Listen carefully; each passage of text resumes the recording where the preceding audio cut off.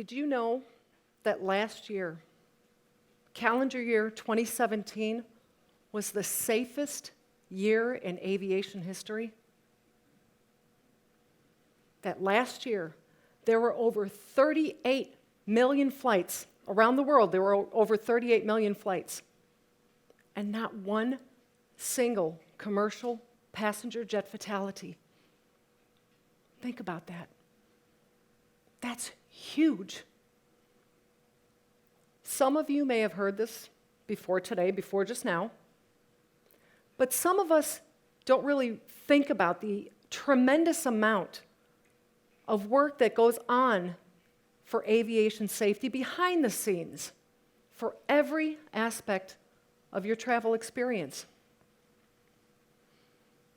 At Dallas-Fort Worth International Airport, where I work, there are literally thousands of people who are committed to making your travel at our airport safe and secure.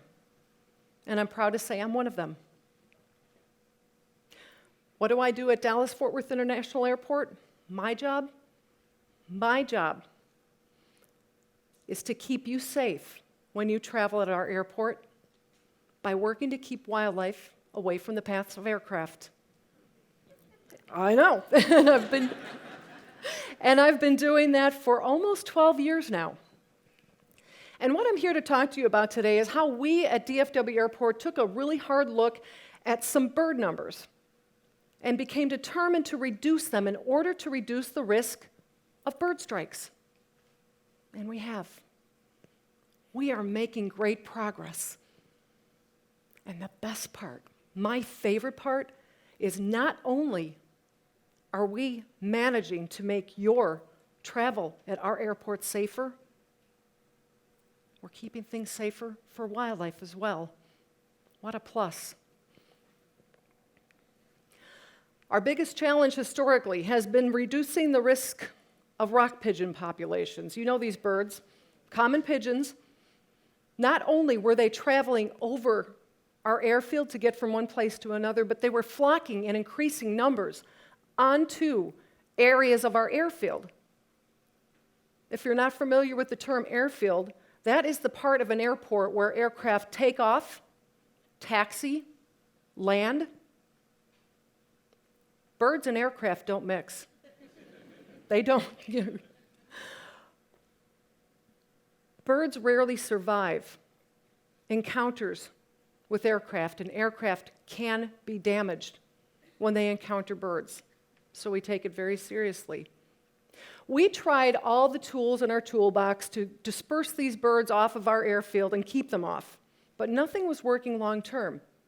These pigeons continued to flock to areas of our airfield no matter what our approach was to dispersing them. And a close look revealed something very interesting. These pigeons, their arrival to our airfield, turned out to be a seasonal thing. These birds arrived on our airfield on a daily basis during the hot summer months, June, July, and August. But the rest of the year, hardly a pigeon to be found until the next hot summer came along. This is not typical or normal pigeon flocking behavior, and it turns out these birds, these pigeons, were coming to our airfield for a reason. And it's important to understand something in this story. Wildlife does not typically expend energy without some kind of reason, without some kind of reward. These pigeons were coming to our airfield for a reason. This activity applies especially to pigeons, to birds. Flight takes an enormous amount of energy. Lift takes an enormous amount of energy. These pigeons were expending an enormous amount of energy to come to our airfield on a daily basis. Why? What was the reason? What was the reward? It could have been any of about three things: food, water, or shelter. This is our airfield, folks. Just the airfield, 5,100 acres of nothing but concrete, asphalt, open grassland, and some equipment. I think you can see from this picture that these birds are not there for shelter. I think you can see from this picture that there's not any water out there, and you all probably know this, that in a typical hot Texas summer day, water's a scarcity. And walking out on these areas of the airfield where these pigeons were seen congregating, looking for a food source, we never could find any. All we could see was a bunch of grasses struggling to make it through another hot Texas summer. Why? What was the reason? What was the reward? Well, it was obvious to us that it was not water or shelter. So we decided to focus on the food source. Maybe there was something that the pigeons were seeing that the human eye couldn't detect. And we decided to take a different approach. We'd already been on the airfield numerous times looking for a food source, trying to figure out what these pigeons were coming after, and never could see a food source. So we decided, maybe, what if we looked inside the birds? What if we looked inside them and tried to identify what it is that was inside their digestive tract? Maybe we could link that to something that was on our airfield that was attracting them to our airport, our airfield. This is not as yucky as it sounds, I guarantee you. Because pigeons, like many birds, have this organ in their neck. It's called a crop, and it's basically a food storage pouch, and that's all that goes on in a crop. It's a pouch that stores food. There's no digestion that takes place in there. Pigeons don't chew their food. So everything that's in the crop is in exactly the same condition it was in when it passed through the beak to get to the crop. In August of 2014, we examined the contents of the crops of some pigeons that had been struck by aircraft. And what we found inside were seeds. I remember thinking to myself back then, that's strange. Pigeons eat all kinds of things, right? They eat fruits and nuts, and they eat berries, and then they eat bread, and they eat popcorn. But these birds were surprisingly devoted to seeds. So now we have two mysteries. We have summertime-only activity, flocking activity, and we have pigeons eating only seeds. But what kind of seeds?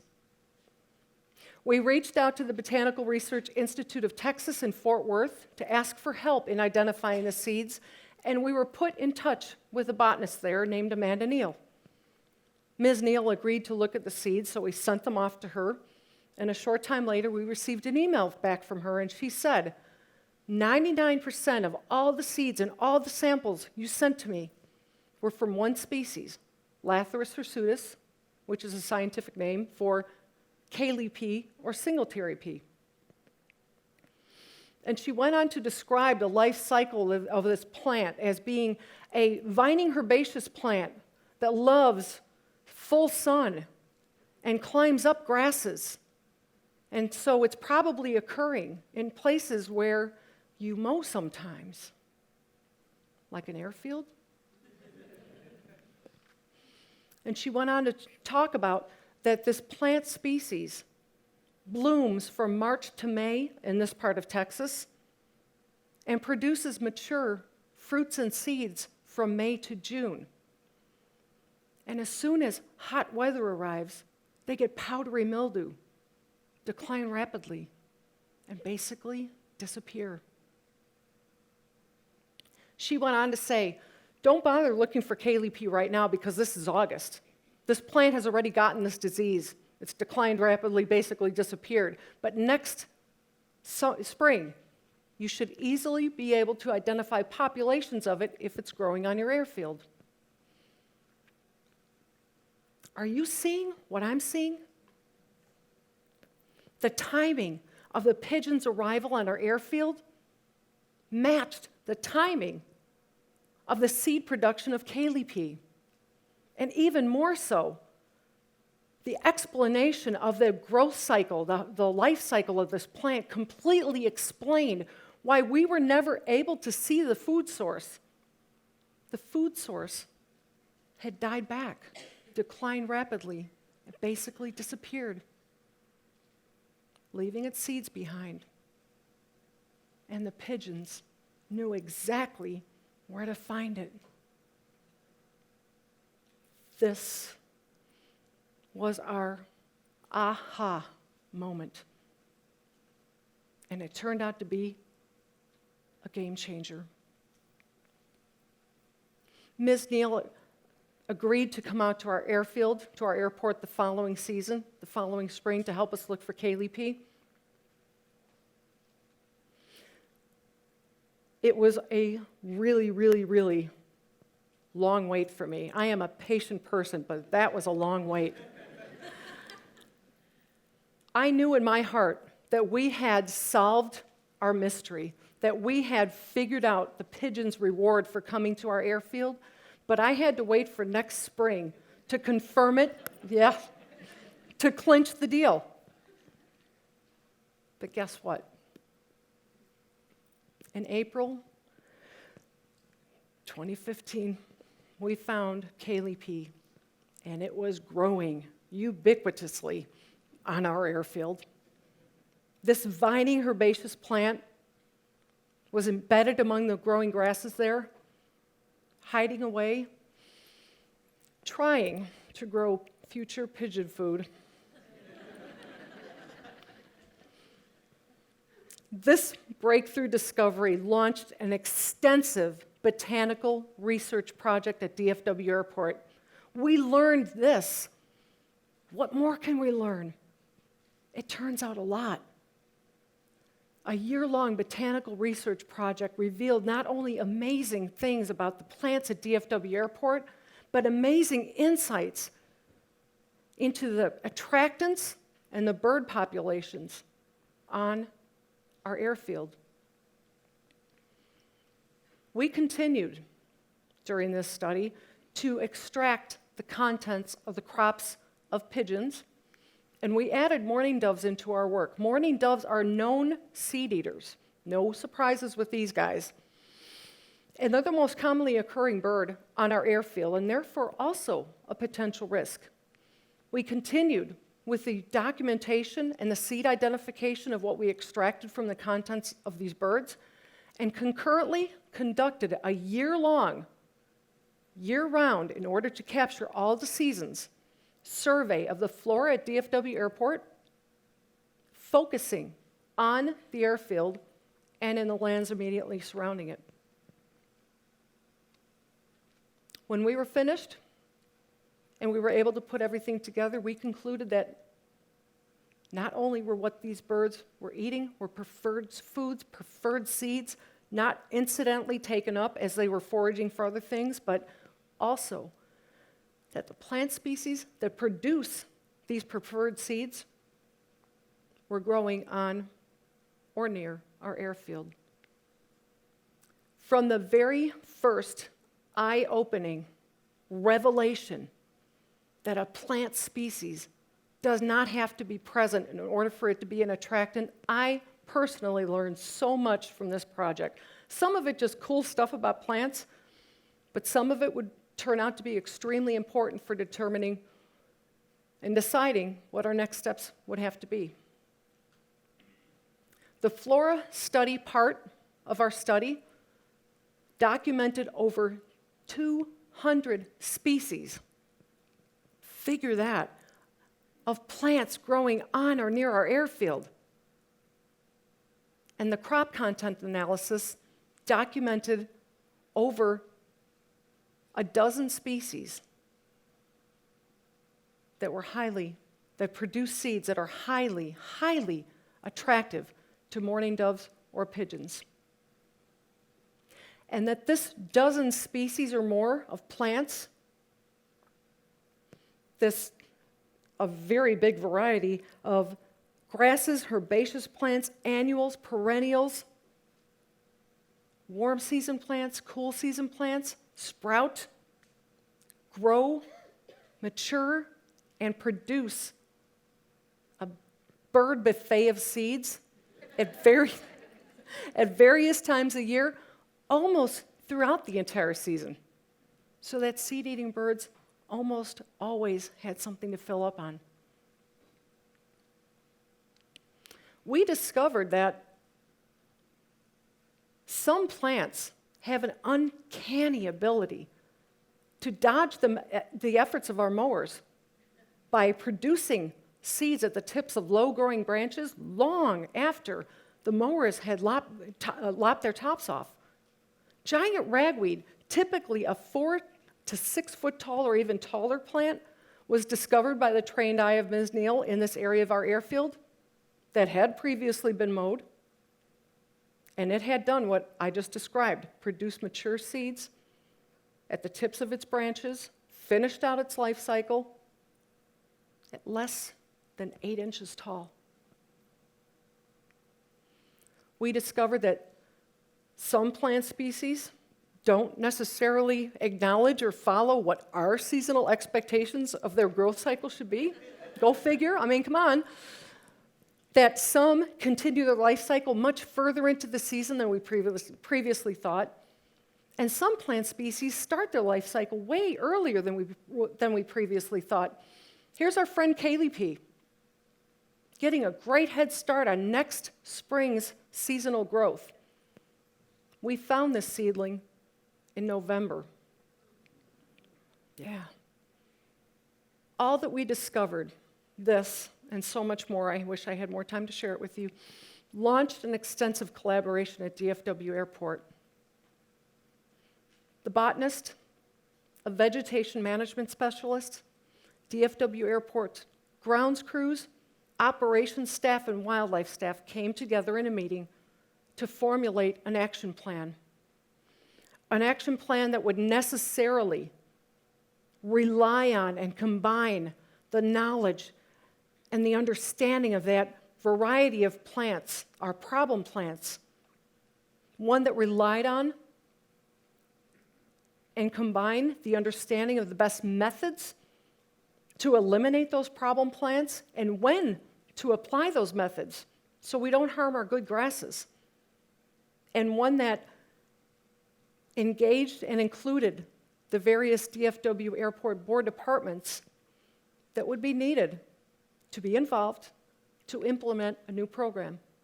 These subject matter experts came away from that meeting with a brand new airfield maintenance program, one that included not only our regular mowing regime, but a strategy of scheduled treatments on our airfield. The program began in February 2017, and just 1 year later, we're seeing promising results. First and foremost, pigeons all but disappeared from our airfield. No more kaley P. Mourning doves, numbers on our airfield declined immensely. To add to that, our total overall numbers for 2017 on our airfield declined. And we think it's the new airfield maintenance program. And it's not just the seed-eating mourning doves and pigeons. It's the insect-eating birds, too. We believe it's the new airfield maintenance program.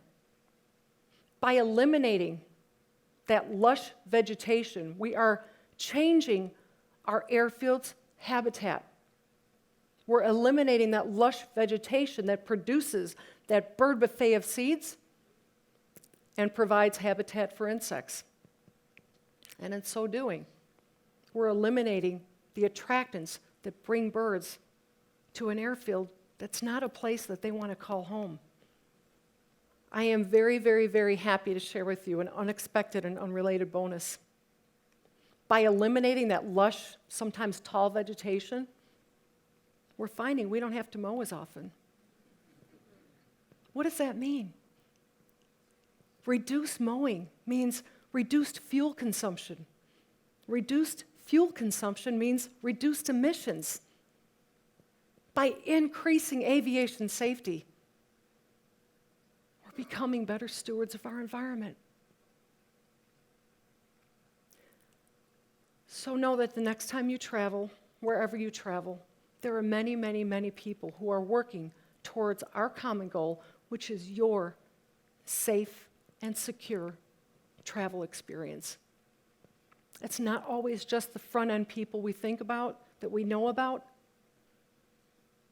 There are many people working behind the scenes. And among them at DFW Airport, a botanist, operations staff, grounds crews, wildlife staff.